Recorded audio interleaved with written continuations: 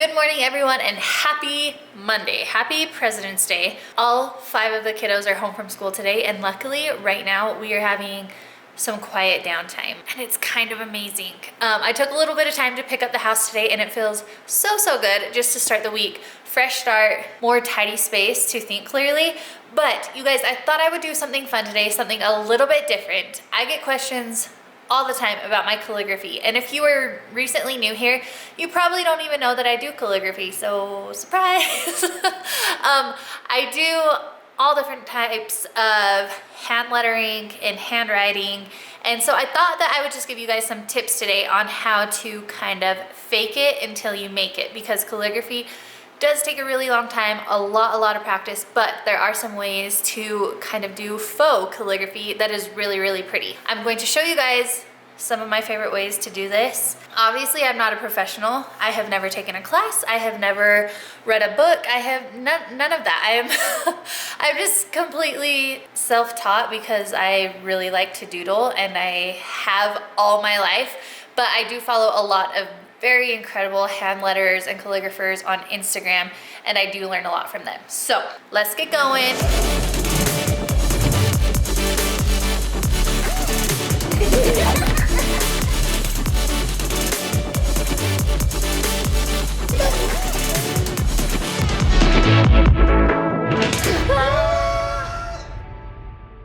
Tip number 1 is play around with your mediums. Mediums being, what are you writing on? What are you writing with? I do a lot of things on chalkboards for parties, get-togethers, holidays, special occasions.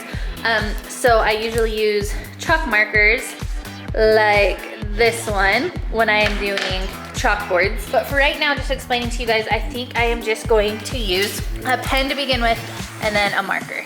Okay, so first is decide one word that you think will be fun to just practice with. I use the word welcome a lot. So usually what you can do is just write welcome in normal cursive. If you are not used to writing in cursive, just practice, play along with it. Write it over and over again until it becomes more fluid, so that you really don't have to think about the motions or the movements. And then once, guys, this is so hard for me because I'm trying to like take some steps back. Once you are comfortable and you have the word nice and fluid, you can start to add some flair. Okay, and what I mean by flair is put something at the beginning, make some letters smaller, whatever you want to do. Just start to mix it up. But this is where kind of just your own style comes into play. And so just write that word, whatever word you're choosing to write, over and over until it's nice and smooth, nice and fluid, and you feel comfortable. And you're like, okay, that was a really good one. I want to turn that into calligraphy. Once you have your word written to your liking, and you guys, again, this is just practice. It does not need to be perfect. Actually, imperfections make it beautiful. The next step you are going to take is to thicken the downstrokes. So you know when you're writing in cursive, you have strokes that go up, but then this is a downstroke. And then this is up, and this is a downstroke. Up, down, you guys get it. So when you're doing faux calligraphy, or when you're doing real calligraphy, you would use lighter pressure on the up and then heavier pressure on the down, light up, heavy down. But with faux calligraphy, you can just write your word out and then go in and thicken the downstrokes. So I like to do this rather thinly to begin with. And yeah, I just like create a box. So it's kind of a thicker stroke. And again, just going on all the downstrokes here. And you'll kind of learn as you practice more how to fade that shape into the thinner strokes so that it's not so stark and harsh, but just go in and thicken those downstrokes. So this is what your word's gonna look like after you thicken the downstrokes, and then depending on what medium you use, it can be easier to fill that in. So obviously if you're using with a pen, it's not going to look as smooth and fluid, But to get the general gist of the idea, you can just begin filling in. Sorry, I'm looking through the camera as I do this. Just begin to fill in this shape so that you can see that like this will be darker than the rest. And again, pen's going to take longer and look a little bit more choppy than say like a marker. If you are using regular chalk on a chalkboard, this part's really fun because you can get creative with smoothing your chalk or like smearing it for this part. But as you can see, you'll just fill in the downstrokes. Let's do that really quick.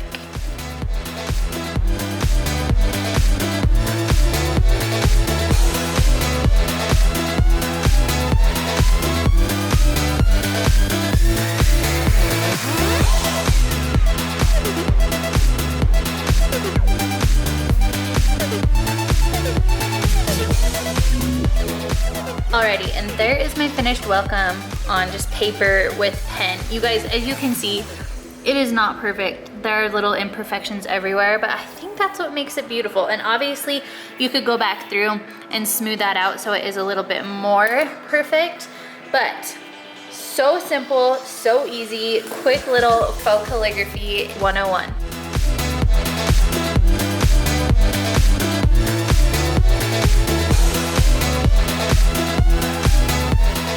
Another fun thing you can do once you have mastered your faux calligraphy is vamp up your envelopes that you send to people a little bit more. You can make them a little bit more personalized and beautiful, and I will show you how to do that right now. Okay, so I just have a little envelope here, and then this is what I do every time I address an envelope to someone. I make it really pretty on the front with the address I'm sending it to, and then I write our address, the return address, just really little right here on the back. And then obviously your stamp goes here and everything. But what I like to do is I like to make the name really fun and pretty. I was gonna do that with marker, but it's a small envelope, so I think I'm gonna stick with the pen.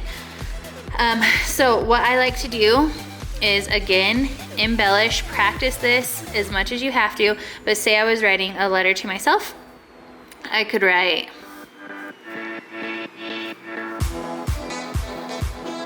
Kenzie, and then go through and thicken my downstrokes. I hope that you guys can see this. This is really difficult to try to film as I'm writing.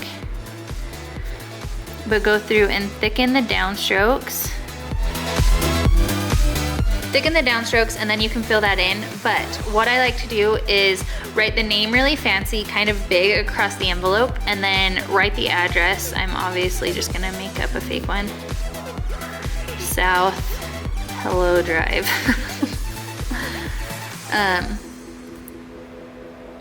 And then you can write wherever you're from, Park City, Utah. And this is how I address all of them. And then I do the zip code down here like this. And again, it just gives it a really pretty, fun, and obviously this isn't finished. I would want to go through and refine the name a little bit, thicken those or color in those downstrokes, but it just makes it a lot more fun and personalized to receive in the mail.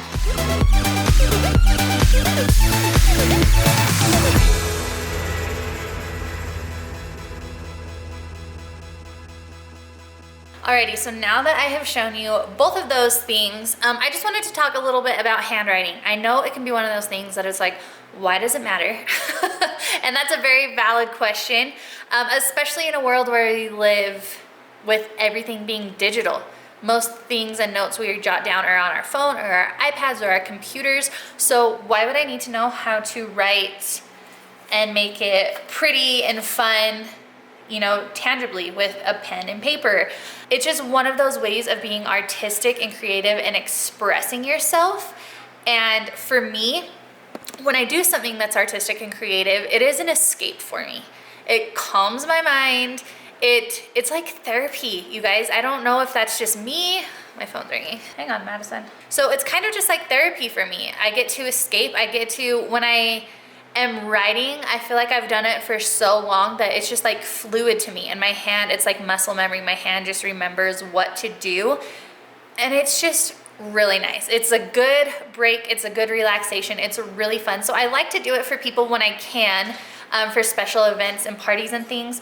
Other than that, I kind of have been just doing it for fun lately, with envelopes that I send to people, with notes, with recipe cards. And not only is it therapeutic for me to get to be creative with my hands and to make something that I believe is beautiful, it also is giving a little bit of yourself to posterity, I think, because yes, it would be cool for them to be able to read a book that you typed up or anything like that. That is incredible. But I think there is just something totally different and totally special and intimate about holding a piece of paper that your great grandma held, or being able to see her handwriting and to feel the strokes that she made in the paper with her pen. I don't know, you guys, maybe I'm kind of crazy, but that kind of stuff means the world to me. I am a big journaler. I journal all the time. My planners are sacred to me. They mean a lot to me. Not only do I write down what we do as a family every day and every week and every month, but I make notes. I write quotes in there that are motivating and uplifting to me at that time. I keep track of goals that we have set as a family. And again, I think that is just so special for someday my kids, my grandkids, maybe my great grandkids, I don't know, to be able to hold and feel in their hands and to see all of my notes that I made in my own handwriting. So I hope you enjoyed me sharing this little bit of creativity with you guys today. I hope that you weren't bored out of your mind. And if you do try to do faux calligraphy, please tag me in it on Facebook or Instagram, because I would absolutely love to see the beautiful things that you guys create. And now I gotta go get being a mom because all 5 kiddos are home. See that you're partying hard on your day off. Do you feel sick, bud? Yeah. I'm so sorry. These 3 boys, are you feeling sick? You too? What about you? Still? What about you? I think they're all still feeling sick. I'm just hanging out with the 4 boys right now because McKinley is still sound asleep, which I'm going to let her sleep as long as her little body needs. But guys, I've got a very somber crew today on their day off from school. They said, Coco, did you say when you stand up it feels like you're super dizzy? And he's ate and he's drank, you guys, so it's not like low blood sugar or anything. He just doesn't feel good, huh? I'm so sorry, cuties. Do you think you're getting any better, Tiny? Because when I saw it hot and when I drink it hot. Really? So super bummer here. We still kind of have a house of sickies, but I wanted to tell you guys, yesterday on Sunday, I took my vacuum completely apart and scrubbed it and let it dry for a full 24 hours overnight. I cannot tell you how much better it cleaned our floors today, huh?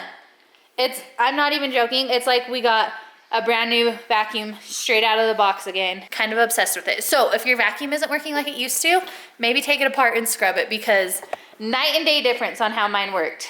This girl woke up. He's still not feeling good?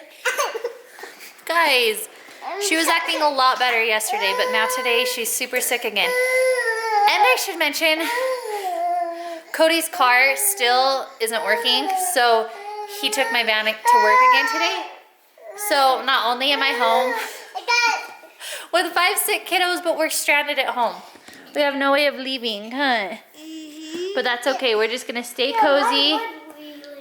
I don't, in case we needed to go get medicine or something. What are you saying? Oh my goodness. Is he funny?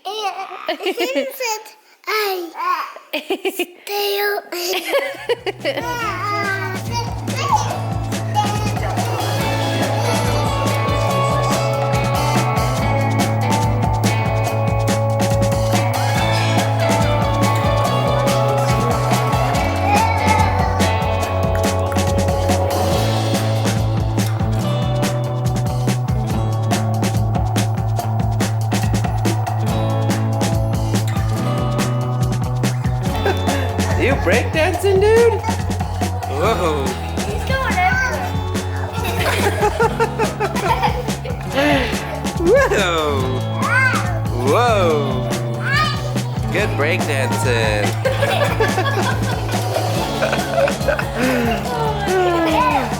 Oh, it's good to be home.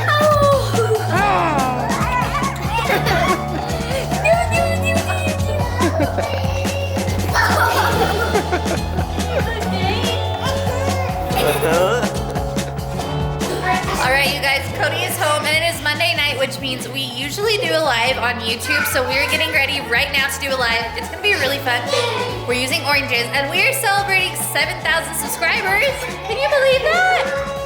So cool. Look, these guys are practicing. Ken, what do you say to our subscribers? Hey, Neeser, can you blow him a kiss? Come. Closer. Oh, good boy. Babe, 7,000, so cool. So awesome. You guys are amazing. We love you. Did you want a bowl of cereal during our live? Yeah? So Carson jumped on that train. I said, okay, I guess that's what you two are having for dinner. Cereal is always just a game changer. She seriously though, as we were live, she got the cereal out, she got her bowl out, she got a spoon, huh? She was ready to go. We got this spoon. You love that spoon, don't you?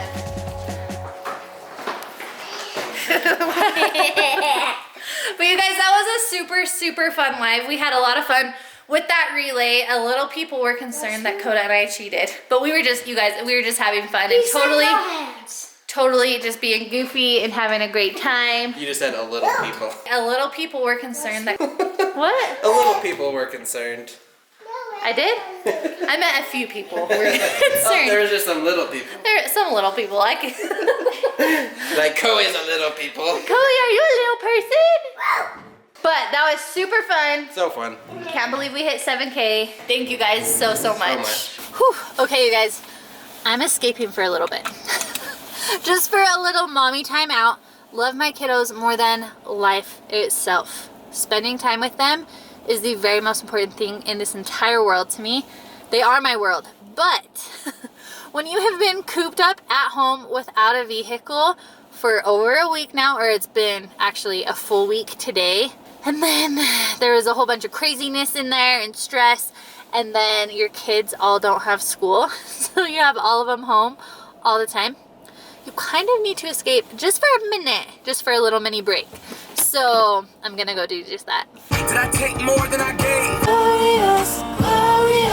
Alrighty, so I know a lot of moms, when they need a little bit of a break, they will go just browse the aisles of Target or Walmart or anything like that.